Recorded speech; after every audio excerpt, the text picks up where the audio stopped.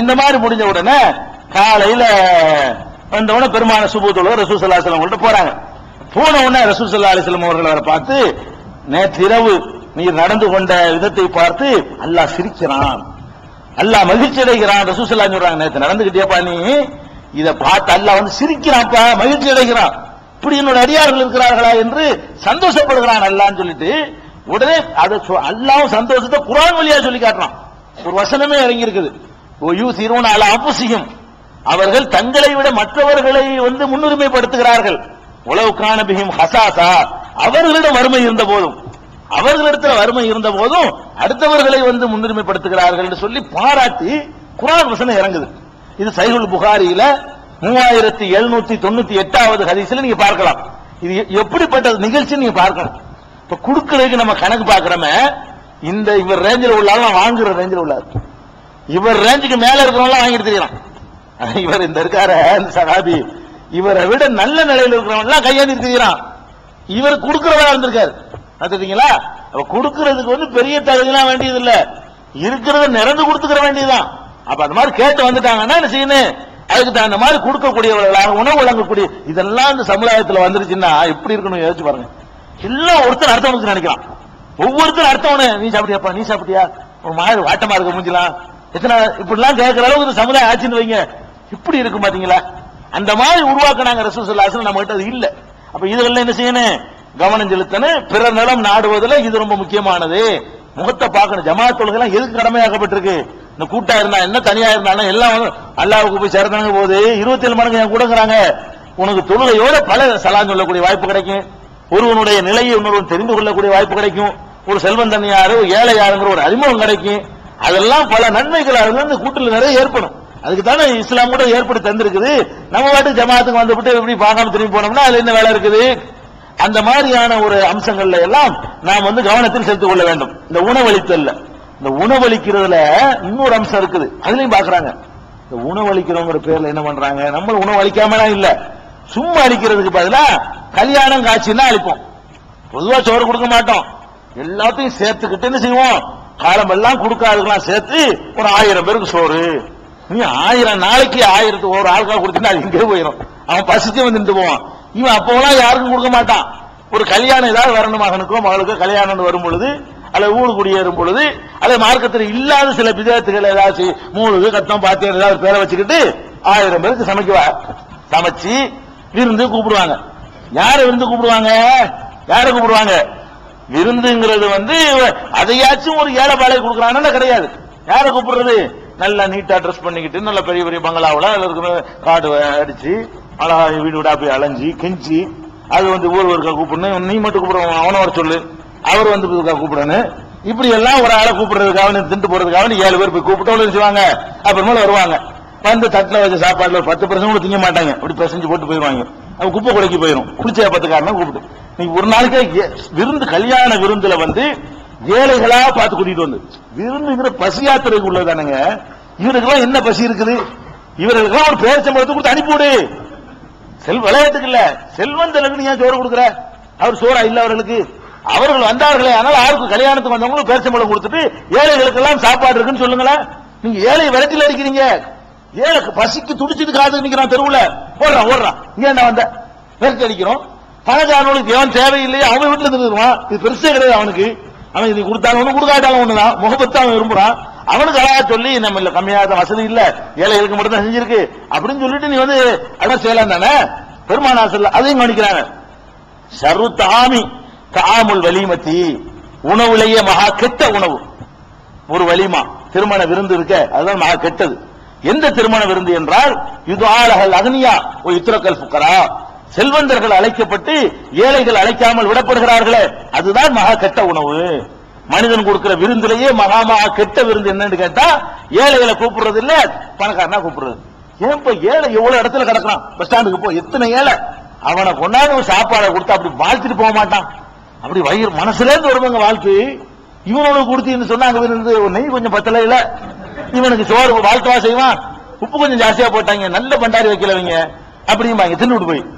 அவனுக்கு நீ பழைய சோத்தை கொடுத்தாலும் வாழ்த்துட்டு போவான், வசிச்சு இருக்கிறவனுக்கு கொடுத்தா வாழ்த்துட்டு போவான். இந்த புளிச்சேப்பக்காரனுக்கு கொடுத்தீங்கன்னா என்ன செய்வான், அவன் அதுல ஏதாவது குறை சொல்றதுக்கு வருவான். அப்ப நம்ம என்ன செய்யணும், இதெல்லாம் பிறர் நிலத்துல உள்ளது. பிறர் நிலம்ங்கிறது நம்ம விருந்துன்னு கொடுக்குறோம். ஒரு 1000 பேர் சோறுன்னு முடிவு பண்ணிட்டோம். ஆனா ஒரு பாதி ஏழைக்கு ஒரு பாதி பணக்காரனுக்கு அப்படியா செய்யறமா? ஏழை விட மாட்டாங்க இங்க உள்ளக்கைய.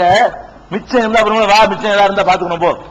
இப்படி நம்ம ஆளுக்கு முஸ்லீம்கள் வாழக்கூடிய கிராமங்கள்ல எங்க ஊர்ல இருந்து நாங்க சுற்றுவட்டார பூரா பார்ப்போம். கிட்ட எடுக்க மாட்டாங்க. ஏழைகள் விட விரட்டி அடிப்பாங்க. விரட்டி அடிக்கிறதுக்கு ஆள்களை போட்டிருப்பாங்க. இந்த மாதிரி எல்லாம் நடக்கிற கூத்துக்களை தமிழ்நாட்டுல பூரா பாக்குறோம். இதெல்லாம் அரபிகளை தூக்கி தலையில் வச்சு ஆடலாம். இந்த உணவு கொடுக்குற நீங்க கூட தொழில கைப்பட்டு உட்கார வச்சு என்ன செய்வாங்க? உங்களை சாப்பிட சொல்லிட்டு மீதி வாங்கி சாப்பிடுவோம். அவங்ககிட்ட என்ன இருக்கு? நம்ம வீட்டு இந்த தீண்டாம என்ன இருக்கு இந்த விருந்துகள்ல? இந்த சமுதாயத்துல பக்காரம் பக்கத்துல சேர்ந்து உட்காந்து சாப்பிடுவாங்க. ஒரு ஏழைக்கு பக்கத்துல உட்காந்து சாப்பிட மாட்டாங்க. அவனை ஒதுக்கப்பட்ட மாதிரி ஆக்குறது. சகன்ல சேர்க்கும் போது கூட முன்னாடி பேசிக்கிறாங்க. நம்ம 2 உட்காந்துருவோம், நம்ம 3 பேர் இப்படிலாம் வந்து பார்க்கக்கூடியலாம் இருக்குது. அவங்கள்ட்ட கத்துக்கிட்டு வரணும். அரபிகள்கிட்ட மத்தவர்கள் கெட்டு போயிட்டா கூட இந்த விஷயத்துல அவங்க வந்து முக்கிய பண்பாடை காக்குறாங்க. 14 நூற்றாண்டுகளாக அது ரசூல் ஸல்லல்லாஹு அலைஹி வஸல்லம் நேரடி ட்ரைனிங் வர பரம்பரையா வருது அவங்கள்ட்ட. நம்ம உயிர் பண்ணுவோம். யாருங்க அவனுக்கு தெரியவே செய்யாது. நம்மளை சாப்பிட சொல்லி நம்ம வைக்கிற மிச்சத்தை என்ன செய்வான்? அவன் எடுத்து சாப்பிடுவான். தட்டுல வச்சுட்டு போனதை வந்து எடுத்து சாப்பிடுவாங்க. அவன் நம்ம தட்டுல வச்சுட்டு மிச்சம் வைக்கிறத எடுத்து அவன் சாப்பிடுவான். நம்ம கிட்ட அந்த சாப்பிடுற பண்பாடும் கிடையாது, அது சேர்த்துக்கிற பண்பாடும் கிடையாது. நமக்கு பணக்காரர் மட்டும் தான் வேணும். இதுல பணக்காரன் தான் பணக்காரனுக்கு முக்கியத்துவம் கொடுக்கறான்னு பார்த்தா ஏழை கொடுக்கறதுலயும் பணக்காரன் தான் முக்கியத்துவம். ஏழை வீட்டுக்கு வந்து யாரை கூப்பிடுவான்? சரி நம்ம ஏழை தானே, நம்மள மாதிரி 4 ஏழையை கூப்பிடுவான் நினைக்க மாட்டான். பணக்காரன் ஒரு அந்தஸ்து தான் இருக்கு. அப்ப இந்த மாதிரி எல்லாம் இருக்கக்கூடாது. செல்வந்தர்களை கூப்பிடுங்க, நட்பு அறிமுகத்துக்காக கூப்பிடலாம், தப்பு இல்ல. ரசூல் ஸல்லல்லாஹு அலைஹி வஸல்லம் ஏழையை விடக்கூடாதுங்கிறாங்க.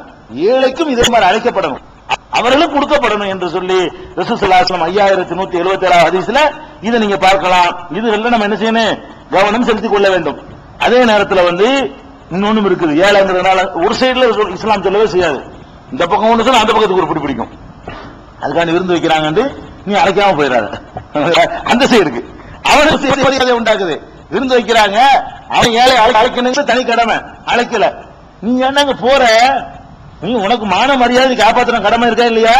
நீ போய்கிட்டு போய் உட்காந்து எக்ஸ்ட்ரா வந்து சிரமம் கொடுக்குற. 10 பேருக்கு ஆக்கியிருப்பான், நீ ஒரு 10 பேர் வந்து நிக்கிற நீ 20 பேருக்கு அவனுக்கு முடியுமா? அவனுக்கு அவனுக்கு உள்ள வசதி என்னவோ இதையும் கவனிக்குது. இஸ்லாம் என்ன சொல்லுது? போய் நிக்க பிச்சைக்காரமா நிக்காத.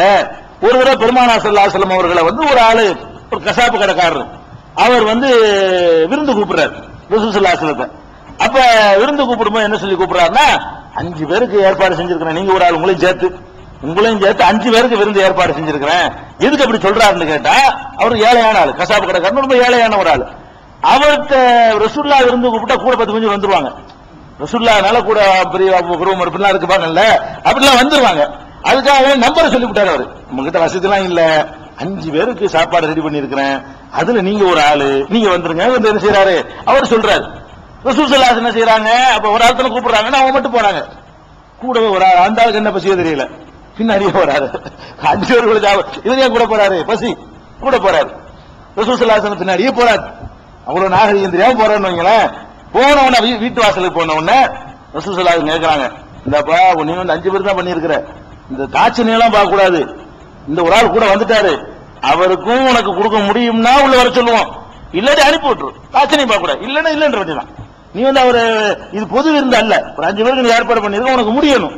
நீ இந்த ஆள் போட்டு திடீர்னு வந்தாருன்னு சொன்னா இது நாகரிகம் இல்லாம வர்றாரு. நீ அனுமதித்தால் அவர் உள்ள வரட்டும், நீ அனுமதிக்கலன்னா போக சொல்லிடுவோம் அப்படிங்கிறாங்க. இல்ல வரட்டும், ஊழல் வந்துட்டு பிறகு எப்படி அனுப்புறது அப்படின்னு சொல்லி அவர் கொடுக்கிறாரு. அப்ப எதுக்கு சொல்றாங்கன்னு கேட்டா, பெருமானார் ஸல்லல்லாஹு அலைஹி வஸல்லம் வந்துட்டாருங்கிறதுக்காக வேண்டி இந்த அலையா விருந்தாலே வர்றாங்களே, அதுகளை வந்து நம்ம வந்து சொல்லிடலாம், முடிஞ்ச விஷயம் மாதிரி, அது தப்பு கிடையாது.